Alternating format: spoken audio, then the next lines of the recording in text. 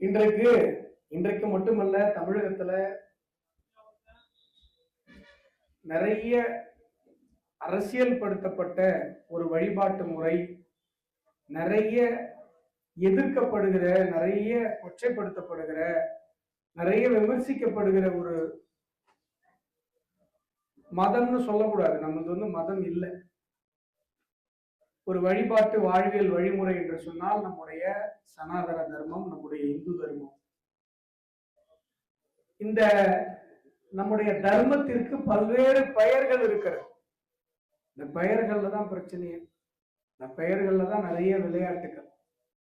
ஆனால் நம்முடைய பண்டைய தமிழ் இலக்கியங்களை பார்த்தாலும் சரி, நம்முடைய ஆன்மீக இலக்கியங்களை பார்த்தாலும் சரி, இல்ல நம்ம எல்லாருக்கும் தெரிந்த திருக்குறளை பார்த்தாலும் சரி, அறம் என்று எதை சொல்லுகிறோமோ அதுதான் தர்மம், அதுதான் சனாதனம். சனாதனம் வேறு, அறம் வேறு இல்லை, இரண்டும் ஒன்றுதான். சனாதனம் என்கிற ஒரு வார்த்தை இங்கு சிலருக்கு பிரச்சனையாக இருக்கிறது என்று சொன்னால் தாராளமாக அவர்கள் அறம் என்ற வார்த்தையை பயன்படுத்திக் கொள்ளலாம். அறம், தர்மம் இதெல்லாம் நிலையானது என்பதை சொல்லுவதற்காகத்தான் சனாதனம் என்ற வார்த்தை பயன்படுத்தப்பட்டதை ஒழிய இதெல்லாம் என்றைக்கும் மாறாதது, என்றைக்கும் அழியாதது. ஏன்னா இது அறிவியல், இது சயின்ஸ். இப்போ இங்கு யாகம் நடந்து கொண்டிருக்கிறது, விநாயகர் இருந்து கொண்டிருக்கிறார், விநாயகர் வன்னி மரத்தில் அமர்ந்து கொண்டிருக்கிறார். வன்னிமரம் சனாதனம், விநாயகர் சனாதனம், நடக்கிற யாகம் சனாதனம், இந்த பூமி சனாதனம், இந்த வானம் சனாதனம், இந்த பிரபஞ்சம் சனாதனமா? சனாதனம் என்று சொன்னால், அறம் என்று சொன்னால், தர்மம் என்று சொன்னால்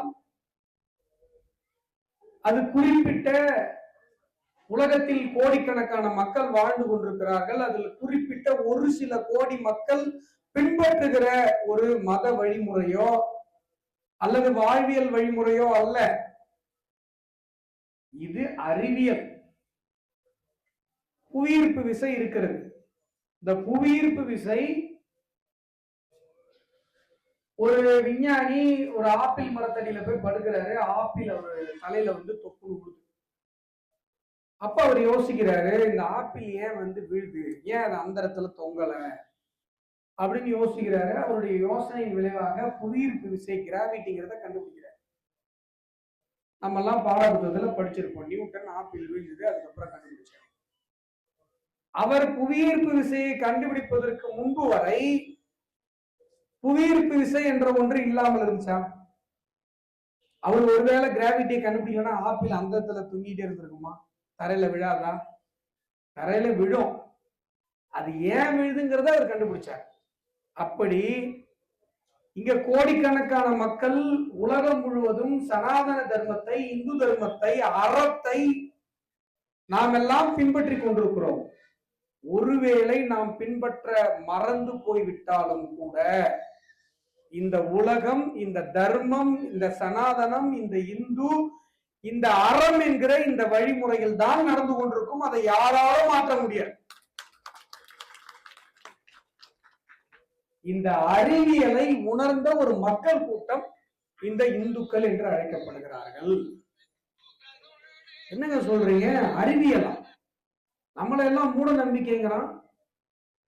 நம்மள நீங்க தீ மிதிக்கிறீங்க, அது மூட நம்பிக்கைன்னு சொல்லி என்ன கிண்டல் பண்றான்.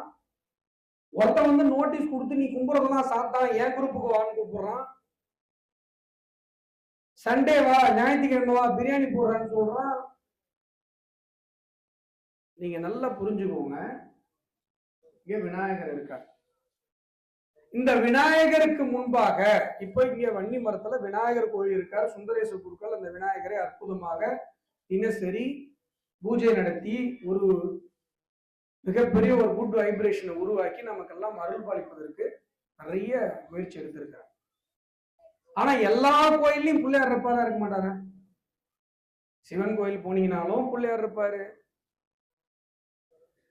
பெருமாள் கோயில் போனீங்கன்னாலும் பிள்ளையார் இருப்பாரு.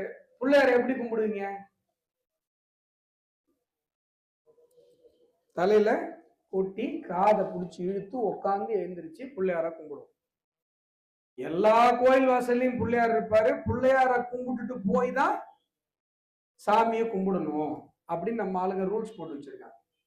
இது வெறும் நம்பிக்கையா அல்லது அறிவியலா அப்படின்னு பார்த்தோம் அப்படின்னா, அமெரிக்காவில் நிறைய பள்ளிக்கூடங்கள்ல இன்றைக்கு பிரைன் யோகா அப்படின்னு ஒரு செஷன்ஸ் நடத்தப்படும். பிரைன் யோகா மாணவர்கள் தங்களுடைய பாடங்களை தொடங்குவதற்கு முன்பாக ஏந்திரிச்சு தலையில கொட்டிக்கிட்டு காதை பிடிச்சி இழுத்து உக்காந்து ஏந்திரிச்சு அதுக்கப்புறம் பாடத்தை கவனிக்கணும். பிரைன் யோகா. ஒரு அலுவலகத்துல நீங்க வேலை செஞ்சுட்டு இருக்கீங்க, உங்களுக்கு ஒரு சோர்வு ஏற்படுகிறது என்று சொன்னால் இந்த பிரைன் யோகாவை பண்ணுங்க அப்படின்னு சொல்லி அமெரிக்காவில் நீங்க சொல்றாங்க. இந்த பிரைன் யோகா என்னவா? தோப்புக்கரணம் போகும். அப்போ நம்முடைய மனம் பல்வேறு எண்ணங்களினால் ஆட்படுத்தப்பட்டிருக்கும். ஜனங்க அந்த பக்கம் இருக்கிறதுனால ஓகே. நம்முடைய மனது பல்வேறு எண்ணங்களால் ஆட்படுத்தப்பட்டிருக்கும். அந்த எண்ணங்கள் எல்லாம் அடங்கி நமக்கு சிந்தனை ஒருமுகப்பட வேண்டும் என்று சொன்னால் தோப்புக்கரணம் போட்டா, தலையில மென்மையா கொட்டிக்கிட்டா அது சிந்தனை ஒருமுகப்படும். இப்போ உங்கள ஒரு சிலருக்கு ஒரு சில காட்சி ஞாபகம் வருது. நம்ம சின்ன வயசுல பள்ளிக்கூடத்துல படிக்கும் பொழுது ரொம்ப சேட்டை பண்ற பசங்களை வாத்தியார் என்ன பண்ண சொல்லுவாரு? ஏஞ்சு 10 தோப்புக்கரணம் போட்டு உட்காரு. ஏன்னா அவன் பாடத்தை கவனிக்கல. தோப்புக்கரணம் போட்டு உட்கார்ந்தான்னா பாடத்தை கவனிப்பான். இப்போ இதுக்கு பேர் அறிவியலா இல்ல நம்பிக்கையா இல்ல மூட நம்பிக்கையா? மூட நம்பிக்கையா? அறிவியல். சுந்தரேச குருக்கள் என்ன சொன்னாருன்னா நம்பிக்கை சார்ந்த அறிவியல். நான் என்ன சொல்லுவேன்னா, இந்து தர்மத்தில் நம்பிக்கை என்ற ஒன்றே கிடையாது, எல்லாமே அறிவியல். நம்பிக்கைன்னா என்ன? நான் சாமியை கும்பிட்டா நடக்கும் நான் நம்புறேன். நடக்குமா நடக்காதான்னு தெரியாது, நான் நம்புறேன், அதான் அறிவியல். இப்ப புவியீர்ப்பு விசை என்று ஒன்று இருக்கிறது, நான் நம்புறேன் அப்படி இல்லை.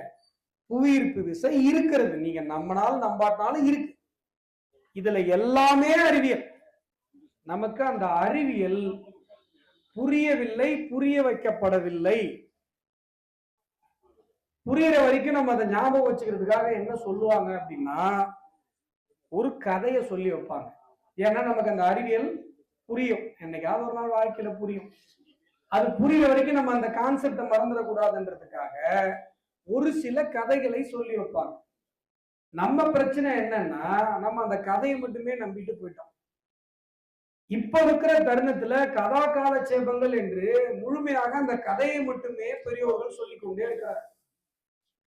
அந்த கதைகளுக்கு பின்பு இருக்கிற அறிவியலை நம்மால் பேச முடியாமல் போய்விட்டது. நீங்க இங்க வன்னி மரம் இருக்கிறது, எங்க ஊர் பக்கத்துல விருதாச்சலம். விருதாச்சலத்துல திருமுதுகுன்றம்னு பேரு. அங்க சிவபெருமான் மிகப்பெரிய ஸ்தலம். திருவண்ணாமலை மாதிரி ஒரு மிகப்பெரிய வரலாற்று சிறப்பு மிக்க ஒரு மிகப்பெரிய ஒரு சிவஸ்தலம். அங்க விபசித்து முனிவர் தான் அந்த கோயிலை கட்டுறாரு. இப்ப நிறைய பேர் சொல்லுவாங்க ராஜாக்கள் தான் கோயில் கட்டினாங்க, ராஜாக்கள் தான் கோயில் கட்டினாங்க. தமிழகத்துல கற்களால் கட்டப்பட்ட பழங்காலத்து 1000-2000 வருஷத்துக்கு முந்தைய கோவில்கள் எல்லாம் இந்த உலகத்தில் ஒரு பகுதியில் அதிகமாக இருக்கிறது என்று சொன்னால் அது நம்முடைய தமிழ்நாடு.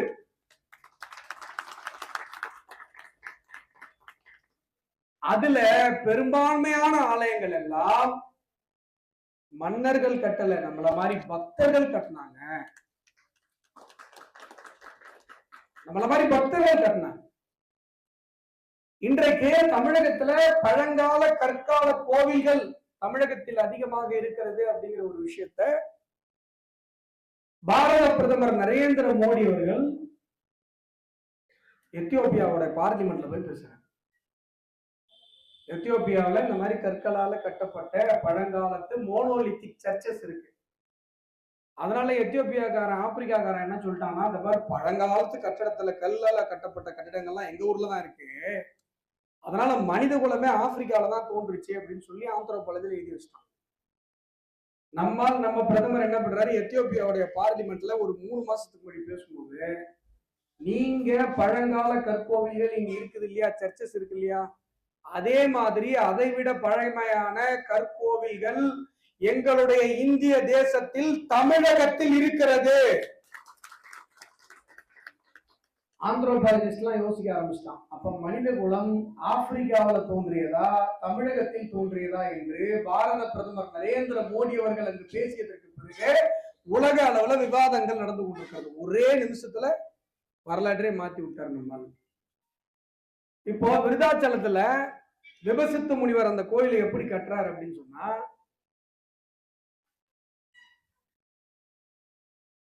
வன்னி மர இலைகளை அப்படியே உருவுற காலில இருந்து சாயங்காலம் வரைக்கும் அந்த கோயில்ல வேலை செய்வாங்க. நம்மள மாதிரி சாதாரண மக்கள் எல்லாம் போவாங்க, வேலை செய்வாங்க. வன்னி மர இலைகளை அப்படியே உருவி கொஞ்சம் விபூதி கலந்து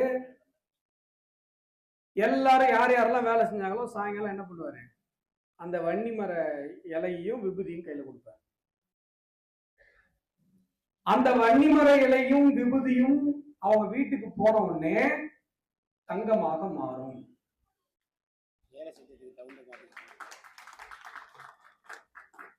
அவங்க எந்த அளவுக்கு உழைத்தாங்களோ அந்த அளவிற்கு அது தங்கமாக மாறும்.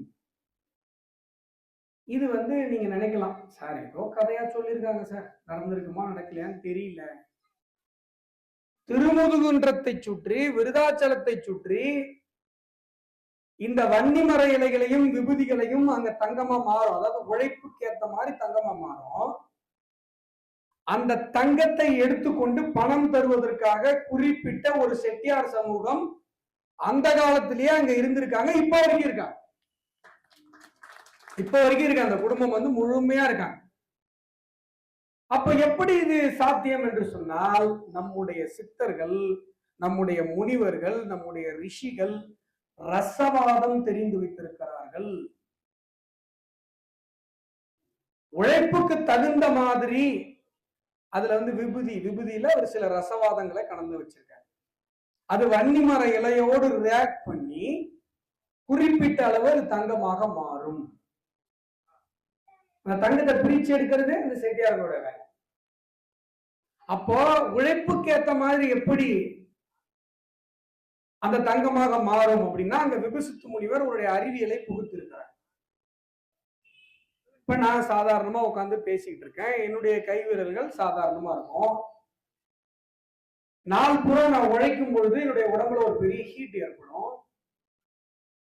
ஹீட் ஏற்படுமா? அந்த உடம்புல இருக்கிற ஹீட் அதெல்லாம் கையில கொடுக்குறாரு, கையில பிடிச்சிட்டே போவாங்க செட்டியார் இடம் வரைக்கும்.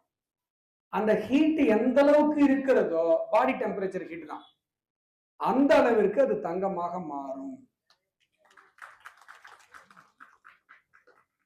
இப்படித்தான் அந்த மாபெரும் கோவிலை கட்டியிருக்கிறார்கள். அப்ப நம்ம எந்த மாதிரியான ஒரு ஸ்தலத்துல உட்கார்ந்து இருக்கோம் நீங்க யோசிச்சு பார்க்கணும். எப்பேற்பட்ட ஒரு இடத்துல நம்ம உட்கார்ந்து இருக்கோம். ஒரு வன்னி மரத்துல ஒரு விநாயகர் இங்க அருள் பாலித்திருக்கிறார், ஸ்தாபிச்சிருக்கிறார். நாம நினைக்கிறோம் ஐயா பண்ணாரு, இந்த கோவிலை கட்டுறாரு, எல்லாம் விநாயகர் பண்றாரு. அதுக்கு அவரை பயன்படுத்திக்க கூடிய தகுதியுடையவராக ஒரு அறம் சார்ந்த வாழ்வு வாழ்ந்திருக்க. இந்த பிரபஞ்சம் ஒரு சில காரியங்களை வச்சுக்கும், மனசுல வச்சுக்கும். அதுக்கு ஒரு சிலரை தேர்ந்தெடுக்கும்.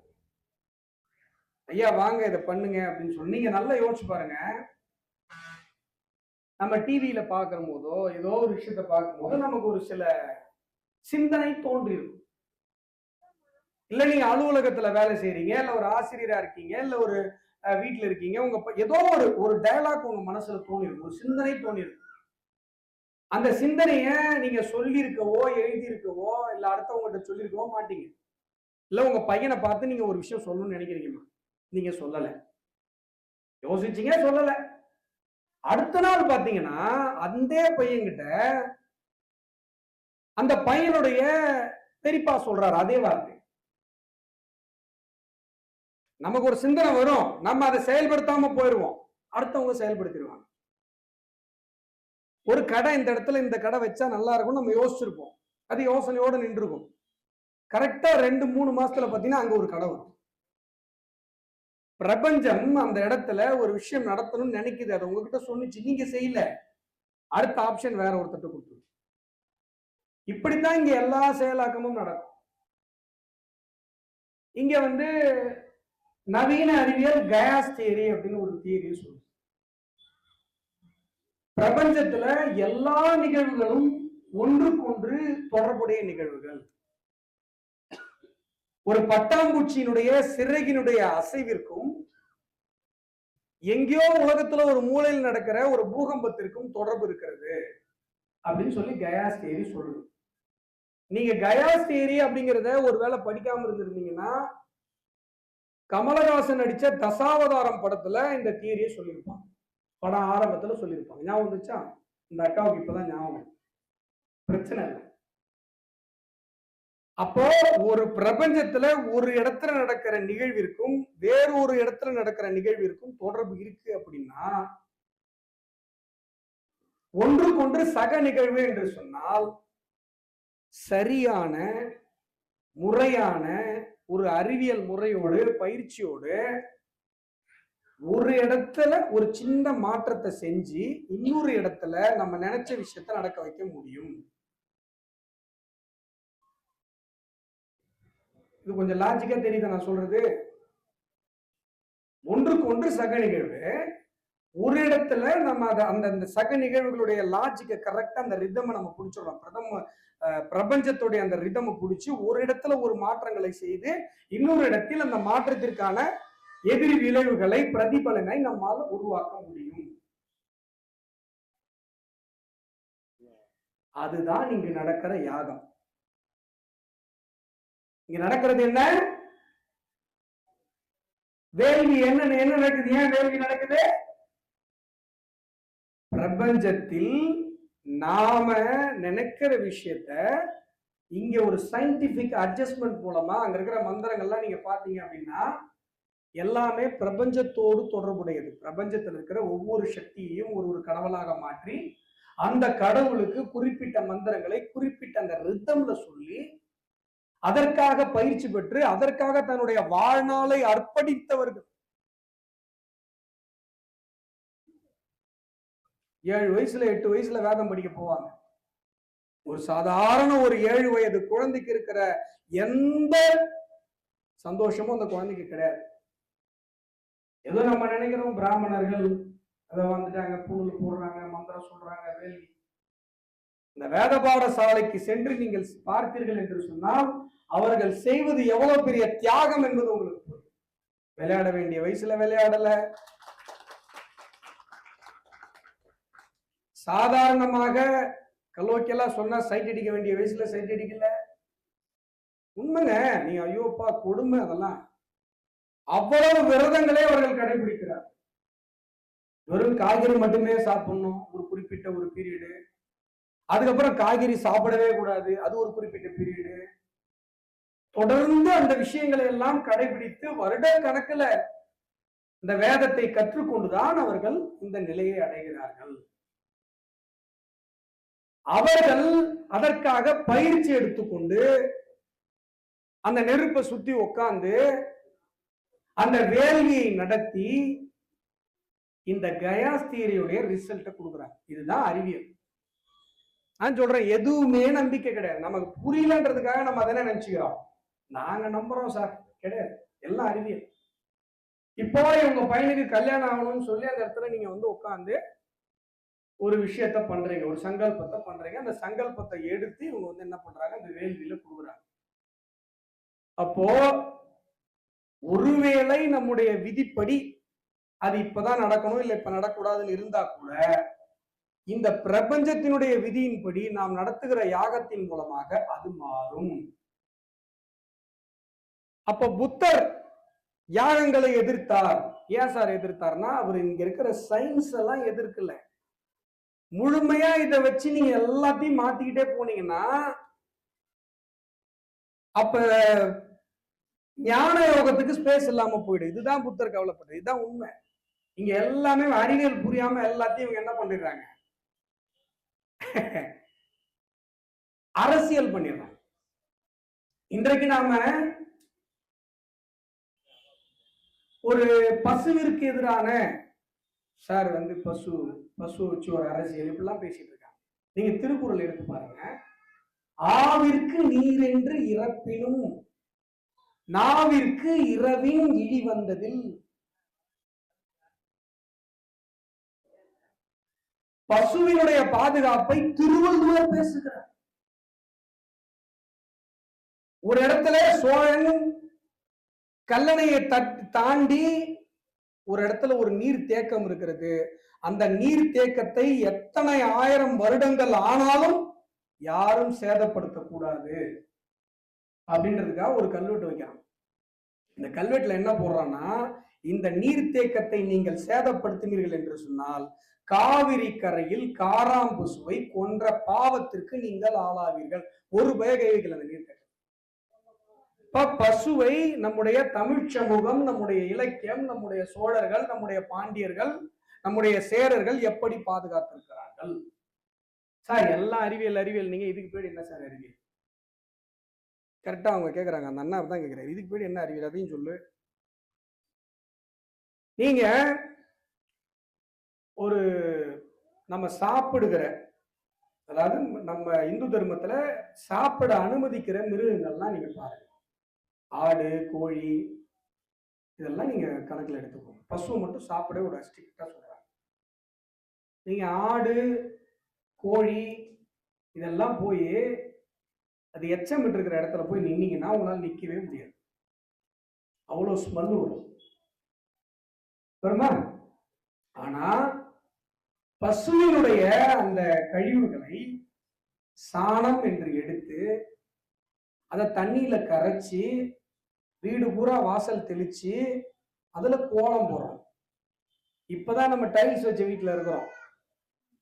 கொஞ்ச நாளைக்கு முன்னாடி வரைக்கும் அதே சாணத்தை வச்சு நல்லா மொழுகி அடுப்பு வரைக்கும் மொழுகி அந்த அடுப்புல ஒரு குண்டான போட்டு சமைச்சு அப்புறம் தட்டு அதே சாணி மொழின தரலாம் நம்ம சாப்பிட்டோம். வேறு எந்த மிருகத்தினுடைய கழிவுகளையும் இந்த மாதிரி மொழிகி அந்த வீட்டுல வாழுவதை நீங்க சிந்தித்தே பார்க்க முடியாது. சிந்தித்து பார்க்க முடியுமா? கோழியோட சாணத்தை எடுத்துட்டு வந்து நல்லா போட்டு ஆட்டுடைய புழுக்க எடுத்துட்டு வந்து முடியுமா? நினைச்சோடனே அவங்க எப்பா ஏன்பா அப்படின்னு சொல்றாரு. அப்போ பசுவினுடைய சாணத்துல இந்த மாதிரி நம்முடைய முன்னோர்கள், நம்ம ஒரு போன தலைமுறை வரைக்கும் அப்படித்தான் வாழ்ந்தோம். பூர வீட்டுலதான். இப்போ ஒவ்வொரு உயிரினமும் தான் உட்கொள்கிற அந்த உணவில் இருக்கிற தீய விஷயங்களை மலமாக வெளியிட்டிருக்கிறார். சரிதானே? அதனாலதான் அந்த கழிவுப் பொருட்கள்ல ஸ்மெல் வருது. பசுனுடைய கழிவுப் பொருள்ல ஸ்மெல் வரல, அதை நம்முடைய நாம் இந்த அளவுக்கு பயன்படுத்தி இருக்கிறோம்னு சொன்னா அது சாப்பிடுறதுல இருக்கிற கெட்ட விஷயங்கள் எங்க போகும்? தனக்குள்ளாக அது சேமித்து வைத்தது, தன்னுடைய சதைகள்ல அது சேமித்து. ஏன்னா பசு எந்த கெட்ட விஷயத்தையும் வெளியேற்றாது. அது வெளியேற்றது எல்லாம் நல்ல விஷயம். அதனாலதான் அது சாமியா கும்பிடுறோம். ஏன் மரத்தை சாமியா கும்பிடுறோம்? மரம் கார்பன் டை ஆக்சைடை எடுத்துக்கொண்டு ஆக்சிஜனை நமக்கு வெளியே விடுது. மரம் இல்லைன்னா நம்மளால உயிர் வாழ முடியாது. கெட்ட விஷயங்களை உள்ளே அடக்கி கொண்டு நல்ல விஷயங்களை தர்றதுதான் நம்ம கடவுள்னு சொல்றோம். நீலகண்டன் சிவபெருமான் என்ன பண்றாரு? விஷத்தை உள்ள வச்சுட்டாரு, தேவர்களுக்கு அமிர்தத்தை கொடுக்குறாரு. அப்போ பசுவினுடைய அந்த சதையை சாப்பிடக்கூடாது என்று சொல்வதற்கு பின்னால அறிவியல் இருக்கிறது, சயின்ஸ் இருக்கு.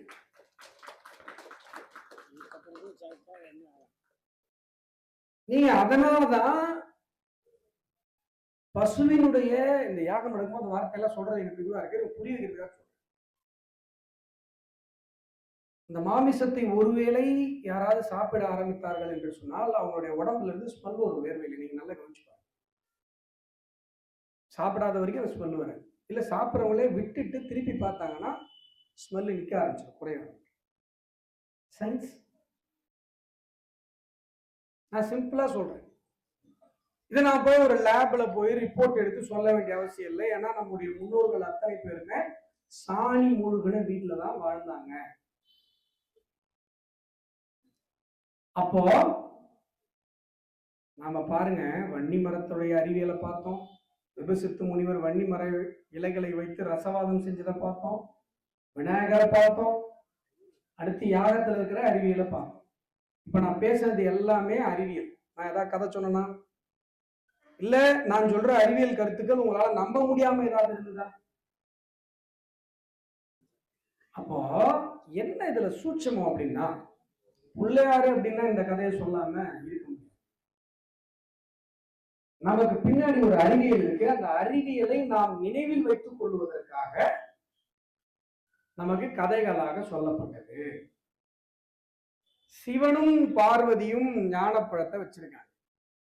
2 பசங்க, பிள்ளையாரு முருகரு. யாருக்கு அந்த ஞானப்பழம்னு சொல்லி 2 பேருக்கும் சண்டை. இன்னும் இந்த கதையை விட எல்லாம் மறந்துட்டீங்களா? இந்த கதை மறக்கக்கூடிய கதையா அப்படிங்கிறாங்க. அந்த கதை மறக்கக்கூடிய கதையா? அப்போ முருகன் என்ன பண்றாரு? மயில் எடுத்துட்டு உலகத்தை சுத்துறாரு. நம்ம பிள்ளையார் என்ன பண்ணாரு? சிவனையும் பார்வதியும் சுத்தி வந்தார். ஞானப்பழம் ஃபர்ஸ்ட் அவருக்கு கிடைச்சிருச்சு.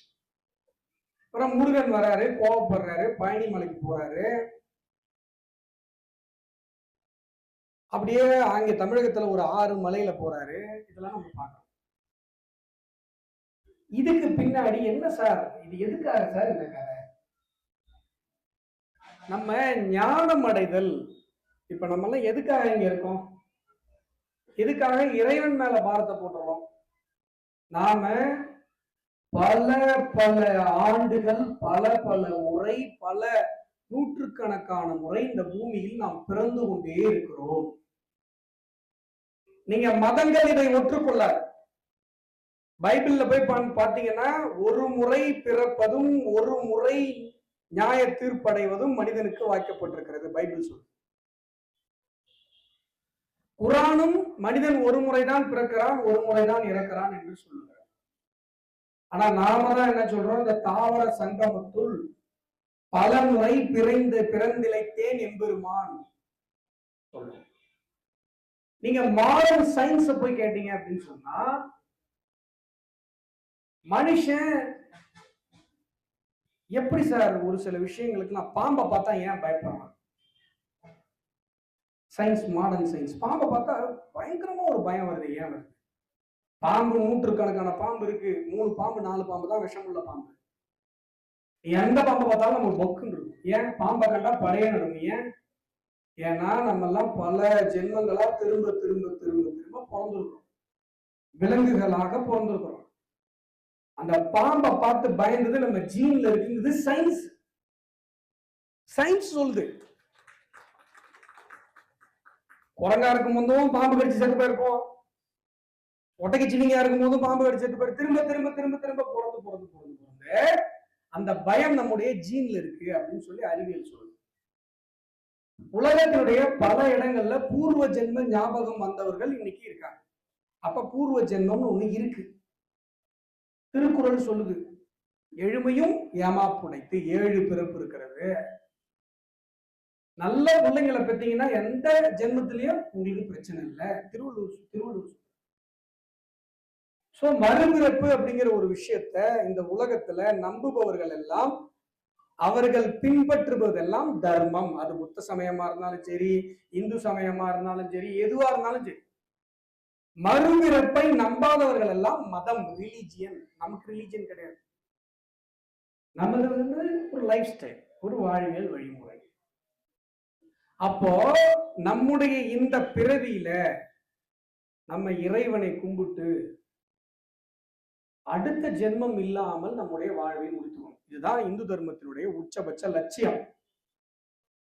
இதுக்கு பல்வேறு விதமான முறைகளை, அறிவியல் முறைகளை நம்முடைய முன்னோர்கள் வைத்திருந்தார்கள். ஞான யோகம், கர்ம யோகம், பக்தி யோகம், ராஜயோகம். நீங்க உலகத்துல முக்தி அடைந்த எல்லா ஜீவன்களும் இந்த 4 முறையில தான் ஆயிருக்கும். இன்னொரு விஷயம் சொல்லவா, நம்ம குலதெய்வமாக வணங்குகிற நம்முடைய முன்னோர்கள் எல்லாம் முக்தி அடைந்த ஆத்மாக்கள். நம்முடைய குடும்பத்துல பிறந்து முக்தி அடைஞ்சவங்க தான் நம்ம என்ன பண்றோம், குலதெய்வமா கும்பிடுறோம். ஏன்னா அவங்க முக்தி அடைஞ்சிட்டாங்க. முக்தி அடைஞ்சிட்டா சாமி ஆயிடுவாங்க. நீங்க போன உடனே உங்க ஜீன்ல அவங்க இருப்பாங்க. கமான் இந்தா. எனக்கு தெரிஞ்ச ஒரு கிறிஸ்தவ குடும்பம் பயங்கரமா கஷ்டம், நிறைய பிரச்சனை பண்ணுவாங்க. என்னோட ஃப்ரெண்டு, நான் என்ன சொன்னேன், நீங்க உங்க குலதெய்வம் எங்க இருக்குன்னு கண்டுபிடிச்சு ஒரு தடவை போய் பொங்கல் வச்சுட்டு வாங்கன்னு சொன்னேன். ஏங்க நாங்க 4 தலைமுறைக்கு முன்னாடி நாங்க இந்துவா இருந்து கிறிஸ்டினா மாறிட்டாங்க, நாங்க குலதெய்வம் கோயில் போய் எப்படிங்க கண்டுபிடிக்கிறதுனாங்க. இல்லைங்க எனக்கு மனசுல தோணுதுங்க, நீங்க செய்யுங்க. அவங்க குலதெய்வம் கோயில போய் கண்டுபிடிச்சு பொங்கல் வச்சவங்க, அவங்க பிரச்சனை எல்லாம் தீர்ந்து போய் இப்ப மறுபடியும் இந்துவாவே மாறிட்டாங்க.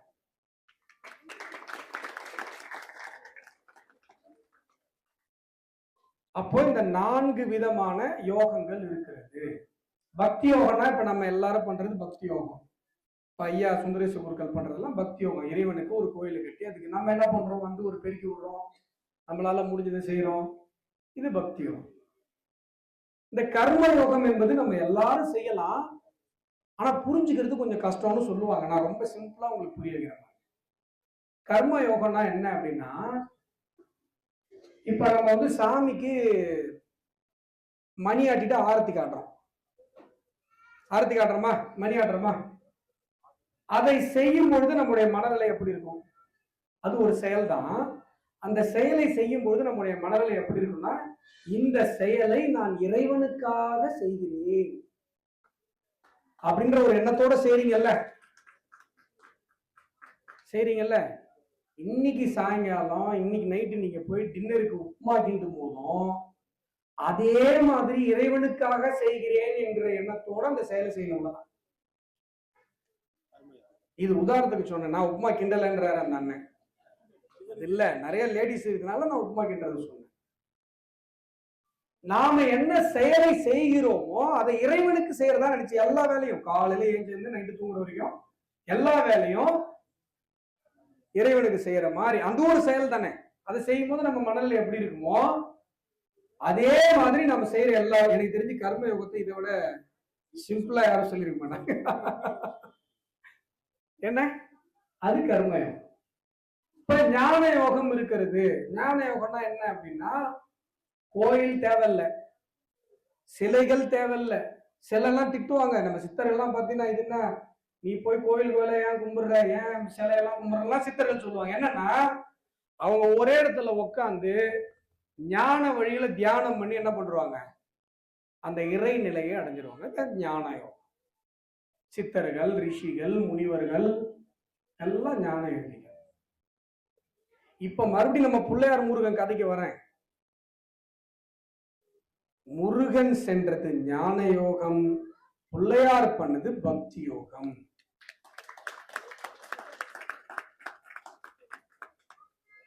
சித்தர்கள் என்ன பண்ணுவாங்க, ஊரூரா போவாங்க, மலையில போய் உட்காந்துப்பாங்க, குன்றுல போய் உட்காந்துப்பாங்க, ஞான தேடல் ஞானல் விலாசத்துல இருப்பாங்க.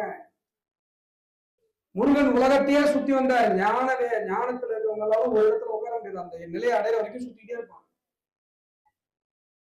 இவர் சிவன் பார்வதியை சுத்தி அந்த பழத்தை அடைஞ்சிட்டாரு அப்படின்னா பக்தி யோகம்.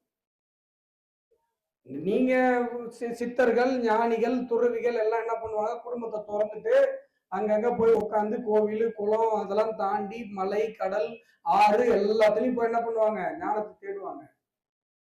பக்தி யோகிகள் என்ன பண்ணுவாங்க, எனக்கு இதெல்லாம் தெரியாதுப்பா, எனக்கு தெரிஞ்சது சாட்சாத் நீதான், சிவன் பார்வதி உன்னை கும்பிடுறேன், உனக்கு முதல்ல பழம் போ.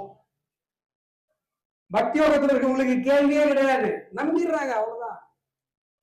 பக்தி யோகத்தில் இருப்பவர்களுக்கு எளிதாக சீக்கிரமாக ஞானம் கிடைத்து விடுகிறது. அதான் அந்த பழம், பிள்ளையாருக்கு ஞான பழம் உடனே கிடைச்சது. நம்ம அறுபடை வீடுகள்ல போய் பாருங்க, பழனியில ஒரு கோலம், ஆண்டி கோலம், அதுலயே ராஜ அலங்காரம், எல்லாமே சூட்சமம். ஞான நிலையை அடைவதற்கான 6 நிலைகள் அந்த அறுபடை வீட்டுல சொல்லப்பட்டிருக்கிறது. சரி, தன்னுடைய மண்ணுடலை நீத்தி ஒளியுடலை அடைந்த இடம் முருகப்பெருமான் அடைந்த இடம் இருக்கு தெரியுங்களா? தமிழ்நாட்டுல இல்ல, உத்தரகாண்ட்ல ருத்ரப்பிரயாக்னு ஒரு மலையில் இருக்குது. அங்கேயும் அதே மயில் இருக்குது.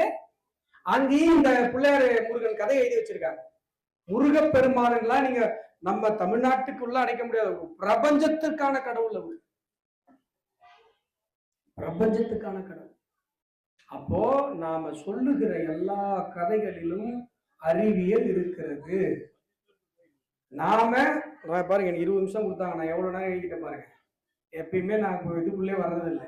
நீங்க வேற நல்லா கேக்குறீங்களா? நீங்க நல்லா 4 பேர் கேட்டீங்கன்னா நான் 4 மணி நேரம் கூட பேசுவேன். சரியா கேட்கலாம் 5 நிமிஷத்துல முடிச்சிருவேன். இவங்க கொடுக்குறதெல்லாம் டைம் இல்லை, நீங்க கொடுக்குறதுதான் டைம். ஒரே ஒரு விஷயம் மட்டும் சொல்லி என்னுடைய உரையை முடித்து கொள்கிறேன். ஏன்னா நம்ம இவ்வளவு நேரம் ஒரு விஷயத்தை சிந்திச்சிருக்கோம். நம்ம ஒரு விஷயத்தை வீட்டுக்கு எடுத்துட்டு போகணும். நிறைய விஷயம் நீங்க நம்ம சிந்திச்சிட்டோம். ஒரு விஷயம் நான் சொல்றேன், தினசரி தியானம் செய்யணும். தியானம் எப்படி செய்யலாம்? தியானம் செய்யணும் எல்லாமே இங்க இருக்கிற பெரியவங்க எல்லாமே சொல்லுவாங்க. தியானம் பண்ணுங்கம்மா, கொஞ்ச நேரம் காலையில பூஜை பண்ணிட்டு தியானம் பண்ணுங்கம்மா, ஐயா தியானம் பண்ணுங்க, ஐயா தம்பி தியானம் பண்ணுங்கப்பா சொல்லுவாங்க. எப்படி தியானம் செய்வது? அதை நான் ரொம்ப சிம்பிளா உங்களுக்கு சொல்றேன். இதோட சிம்பிளா உங்களுக்கு யாரும் சொல்லிருக்க மாட்டாங்க. கண்ணை மூடி ஒரு இடத்துல உட்காந்துக்கோங்க. தினசரி குறிப்பிட்ட ஒரே இடத்துல உட்கார்ந்தா இந்த பிரசாத் ஒரு 2 நிமிஷம் சரி விடுங்க, முடிச்சாரு சரி பசியில் இருப்பாங்க, 8:30 ஆயிடுச்சு விடுங்க. இப்ப காலையில 8 மணின்னு வைங்களேன், அந்த 8 மணி உங்களால உட்கார முடியும்னா 8 மணி, 8ல இருந்து 8:20 20 நிமிஷம் ஒரே இடமா இருந்தா நல்லது, ஒரே டைமா இருந்தா நல்லது. இல்ல எனக்கு ஒரே டைம்லாம் கிடைக்காதுன்னா பிரச்சனை இல்லை. நீங்க உட்காந்து கண்ணை மூடிக்கணும். கண்ணை மூடணும் உடனே உங்களுக்கு நிறைய எண்ணங்கள் வரும். நேர்மறை எண்ணங்கள் வரும், எதிர்மறை எண்ணங்கள் வரும், எல்லா எண்ணங்களும் வரும். நீங்க அந்த எண்ணங்கள் எல்லாம் பார்க்கணும். எப்படி பார்க்கணும்னா, நீங்க ஒரு நாயை கூட்டிட்டு வாக்கிங் போறதா கற்பனை பண்ணிக்கணும். அந்த நாய் என்ன பண்ணும்? அப்படியே போவோம், இங்க போவோம், அங்க போவோம், அப்படி வரும் இப்படி வரும், போய் ஏதாவது ஒரு பிளாட்ஃபார்ம் மூந்து பார்க்கும், ஏதாவது பண்ணும், அசிங்கம் பண்ணும், அப்படியே பண்ணும். நம்ம என்ன பண்ணுவோம்? அந்த நாயை செயினை பிடிச்சிட்டு அப்படியே கூட்டிட்டு போவோம். அது மாதிரி நாயை கூட்டிட்டு வாக்கிங் போற மாதிரி உங்க மனசை கூட்டிட்டு நீங்க வாக்கிங் போகணும். உங்க மனசுல வர சிந்தனைகளை நீங்க பாருங்க போதும். நீங்க ஒன்னதுக்காக ஐயா நான் தியானம் பண்ணலாம் உட்காந்து இந்த எண்ணம் வருது அந்த எண்ணம் வருது. 10 வருஷத்துக்கு முன்னாடி எனக்கு நடந்த அவமானம்லாம் இப்ப ஞாபகம் வருது. 10 வருஷத்துக்கு முன்னாடி நமக்கு நிறைய வெகுமானம்லாம் நடந்திருக்கும், அதெல்லாம் ஞாபகம் வராது. நான் ஒரு 1000 மாதம் வாங்கியிருப்பேன், அது எனக்கு ஞாபகம் வராது. உட்காந்தாலும் நம்ம பட்ட அவமானம் மட்டும் தான் ஞாபகம். மனசு இருக்கே ஒரு மானகட்ட மனசு, நமக்கு நல்ல நடந்த நல்லதெல்லாம் மறந்துடும். அதெல்லாம் நீங்க டென்ஷன் ஆகக்கூடாது. இப்ப நாய் ஒரு இடத்த மூந்து பாக்குது, நீங்க நாயா மாறக்கூடாது. நீங்க கையில செயினை வச்சுட்டு அதை பாக்குறீங்க, அவ்வளவுதான். இப்ப நீங்க பார்த்த உடனே அது என்ன ஆகும்னா அந்த எண்ணம் வந்து மாறுது. நீங்க ஒண்ணுமே இல்லை, கவனிக்கிறா இந்த விஷயத்த நான் யோசிக்கிறேன் அப்படின்னா அந்த எண்ணம் முடிஞ்சிடும். அடுத்து வேற ஒரு எண்ணம் கொஞ்ச நேரம் கழிச்சு வரும். நமக்கு என்ன எண்ணம் வருது? இந்த எண்ணம் வருது. சில நேரங்கள்ல அந்த எண்ணத்தை கவனிக்க நம்ம மறந்துடுவோம், அந்த எண்ணமாவே மாறிடும். நாயை கூட்டிட்டு வாக்கிங் போகும்போது நாயாவே மாறிடும். புரியுதா? அப்போ கொஞ்ச நேரம் கழிச்சு நம்ம திடீர்னு ஞாபகம் வரும்.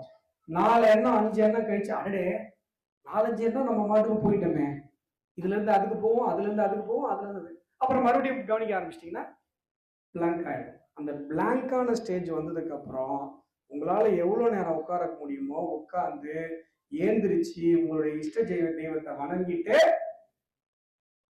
நீங்க அடுத்த வேலையை பார்க்கலாம். இதை மட்டும் நீங்க செஞ்சீங்க அப்படின்னு சொன்னா உங்களுடைய வாழ்வு மலரும். இதை செஞ்சீங்கன்னா உங்களுக்கு புண்ணியம் கிடைக்கும். இதை சொல்லி கொடுத்ததுக்காக எனக்கு புண்ணியம் கிடைக்கும்.